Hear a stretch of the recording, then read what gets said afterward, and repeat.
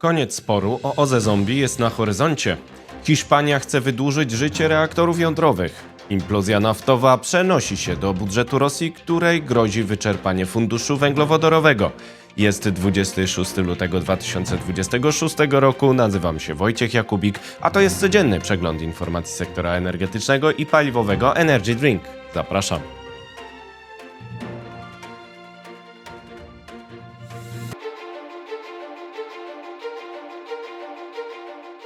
Partnerem kanału Energy Drink jest Orlen.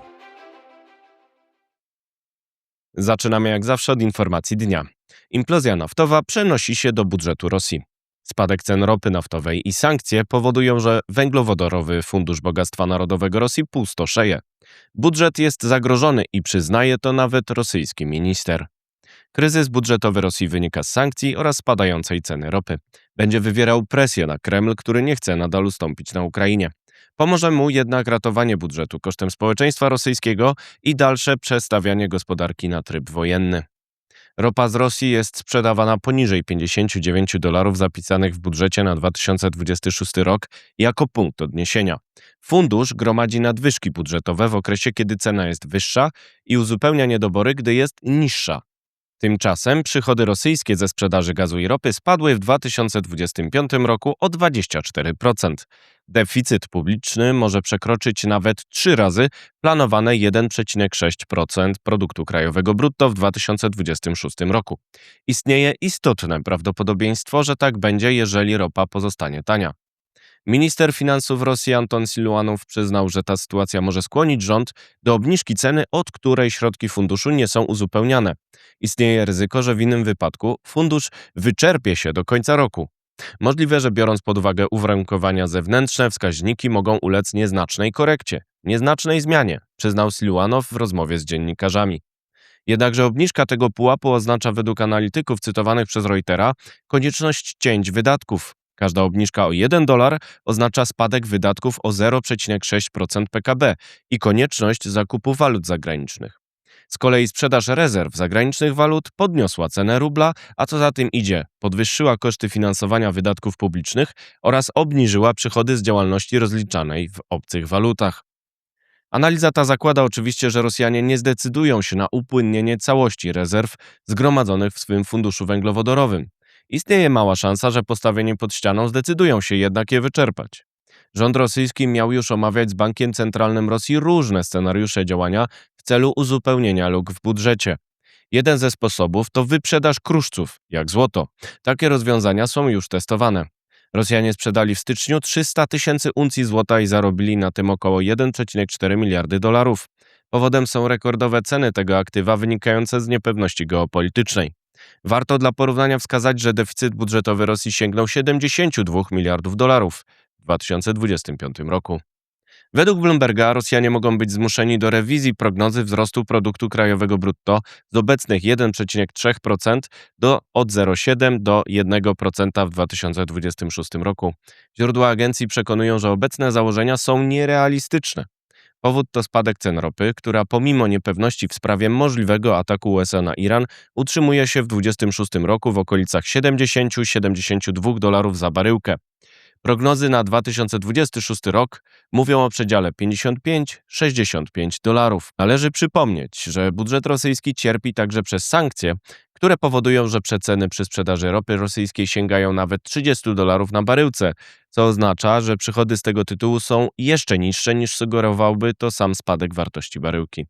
Od szczelności sankcji zależy zatem, jak będzie zmieniać się dodatkowa presja Zachodu na budżet rosyjski, a tym samym czy pole manewru Kremla, który nie zamierza wciąż ustępować w sprawie Ukrainy, zostanie zawężone. Rosja przechodzi na gospodarkę wojenną. Przychody z węglowodorów mogą tracić na znaczeniu z obecnych 21% do jeszcze niższego pułapu.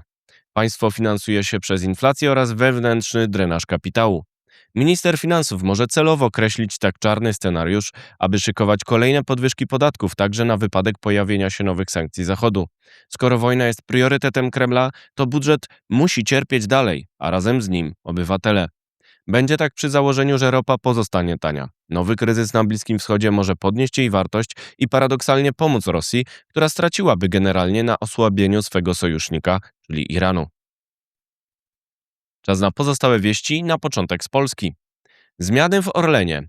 Prezes Ireneusz Fąfara zrezygnował ze składu Rady Nadzorczej Energii z grupy Orlen oraz funkcji jej przewodniczącego. Zrobił to także Sławomir Staszak. Do zarządu Orlenu wszedł Paweł Wojtunik, były szef CBA, który ma się zajmować teraz bezpieczeństwem. Straty węglowe. PGE zawiązała rezerwę w wysokości 0,7 miliarda złotych ze względu na przewidywaną stratę w wysokości 1,2 miliarda złotych na umowach sprzedaży energii elektrycznej na lata 2026 i 2027 przez spółkę PGE Górnictwo i Energetyka Konwencjonalna. Wydobywa ona i spala węgiel brunatny w elektrowniach. Konfederacja kontra minister. Konfederacja zamierza złożyć wniosek o wotum nieufności wobec minister klimatu i środowiska. Krytykuje stan realizacji programu Czyste Powietrze, w którym pojawiły się nieprawidłowości, na które resort zareagował już korektą założeń. Ustawa sieciowa idzie naprzód. Przepisy ustawy sieciowej zostaną poddane drugiemu czytaniu w Sejmie 26 lutego dzięki porozumieniu w komisjach z 25 lutego. Co ciekawe, poseł opozycji Krzysztof Tchórzewski wyszedł z inicjatywą odrzucenia ustawy, ale jego wniosek przegrał głosowanie, a więcej na stronie energydrink.today. Teraz wieści z Europy.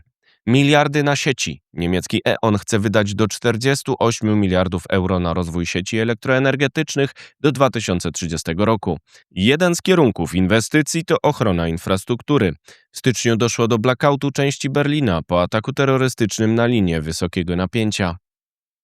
Dłuższe życie reaktorów. Hiszpańska Iberdrola zamierza wydłużyć czas pracy elektrowni jądrowych. To kolejny wniosek z blackoutu iberyjskiego, który pokazał, że system wciąż potrzebuje energetyki konwencjonalnej do utrzymania stabilności pracy. Madryt planował wygaszenie atomu do 2035 roku. Jest alternatywa. Rada Koordynacyjna Unii do Spraw Ropy omówiła 25 lutego kryzys dostaw z Rosji przez ropociąg Przyjaźń. Chorwacja oceni zgodność dostaw rosyjskich przez jej naftoport z sankcjami, ale potwierdza, że Słowacja oraz Węgry odbierają już ropę z innych źródeł. Wznowienie pracy Przyjaźni jest zaplanowane na 27 lutego. Niewidzialna ręka rynku. Stowarzyszenie Energy Traders Europe przekonuje, że Europa powinna wycofać przepisy o obowiązkowym magazynowaniu gazu, by umożliwić działanie rynku. Jednak niewypełnienie obowiązków w Niemczech wobec ataku zimy wywołało rekordowy spadek zapasów i konieczność uzupełniania ich po wysokiej cenie. Jeszcze wieści ze świata. Blokada w Afryce. Zimbabwe wprowadziło natychmiastowy zakaz eksportu surowego litu. To największy producent w Afryce bez instalacji przerobu. W połowie roku ma powstać taki zakład finansowany przez Chiny. Przerób na miejscu zwiększy korzyści Zimbabwe z wydobycia. Lit jest potrzebny do magazynów energii i samochodów elektrycznych. Mini kryzys kubański. Kuba twierdzi, że zabiła 4 i raniła 6 emigrantów kubańskich z Florydy, którzy na motorówce próbowali dostać się na wyspę w celach terrorystycznych. USA przekonują, że nie miały z tym nic wspólnego.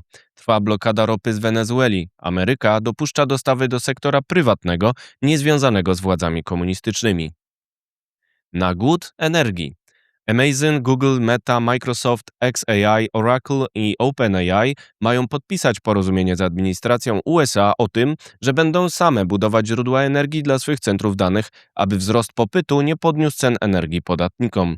Trwa dyskusja o podwyżce cen energii przez głód wywołany rozwojem AI.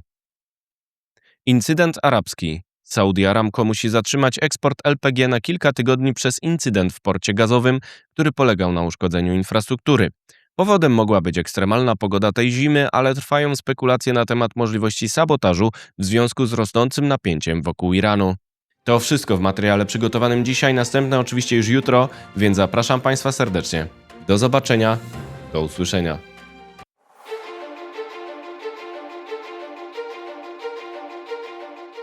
Partnerem kanału Energy Drink jest Orlen.